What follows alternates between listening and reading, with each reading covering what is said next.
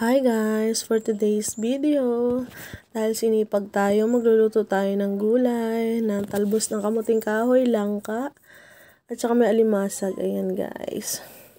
Ayan siya. O diba?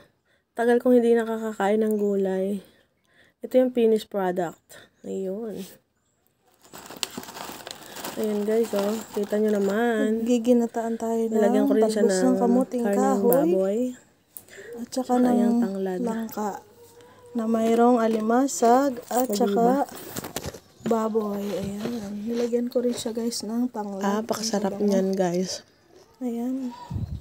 Ito yung kamuting kahoy guys. Ayan oh. Tapos itong kalahati is Langka at saka talbos ng kamuting kahoy guys. Shout out nga pala sa mga kumakain ito. Ayan. Ayan na guys. Isinalang na natin. Wow! Ganda ng kulay. Diba? Pakayami niyan. Yan nga pala guys ay pangalawang gata. Medyo dinagdagan ko siya guys para medyo lumambot yung langka. Ayun. Halo-haloin. Diba? Pakasarap niyan. Siyempre, lutong Bicol yan. Ang pampabango dyan guys ay ang tanglad. Shoutout nga pala sa mga mahilig kumain ng gulay or magluto ng gulay na nilalagyan ng tanglad. Ayan guys, so yan. Tsaka pala guys, hindi lang siya kamuting kahoy guys. Nilagyan ko rin siya ng dahon ng lubi-lubi. Kuniyog-niyogan kung alam nyo guys. Ayan. Bali, 3 klaseng gulay yan guys. May dahon ng lubi-lubi, yung talbos, tsaka talbos ng kamuting kahoy, at tsaka langka. At tsaka yung alimasag. O, diba? Yummy yan. dahil sinipag tayo magluto. Diba? Kahit nandito ako sa probinsya guys, bihira ako magulay kasi ang pagkaano ng niyog, pagkakayod ng niyog guys ay medyo hirap ako guys. Once in a blue moon lang ako guys magata.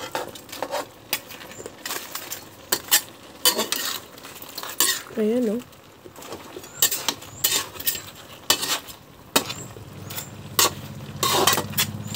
Kailangan lang guys ay tanggal yung pinaka pangalawang gata niya bago natin siya lagyan ng pangalawang gata. Ay, unang gata pala siya guys, sorry. Ayan.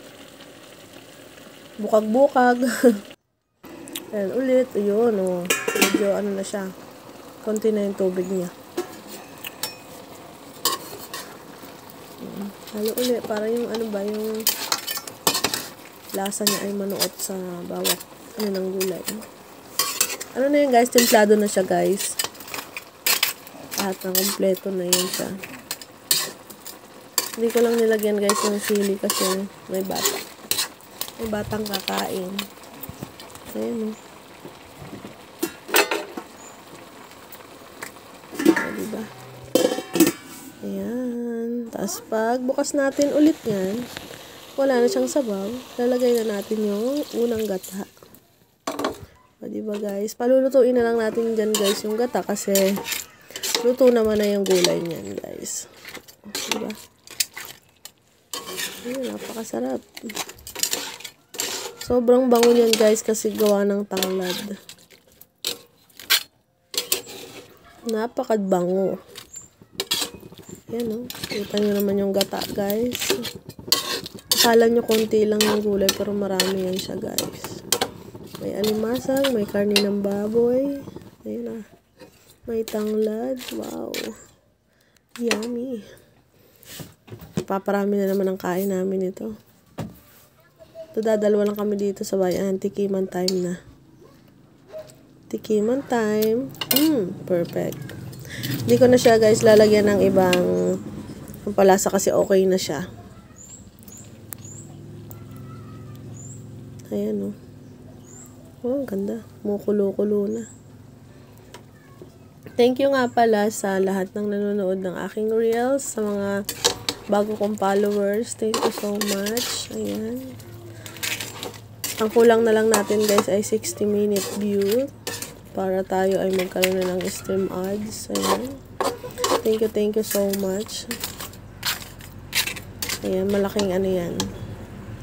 Malaking help. Malaking help para tayo ay ma-monetize at makasahod na tayo, guys. Ayan. Oh, diba? Kulong-kulo na siya.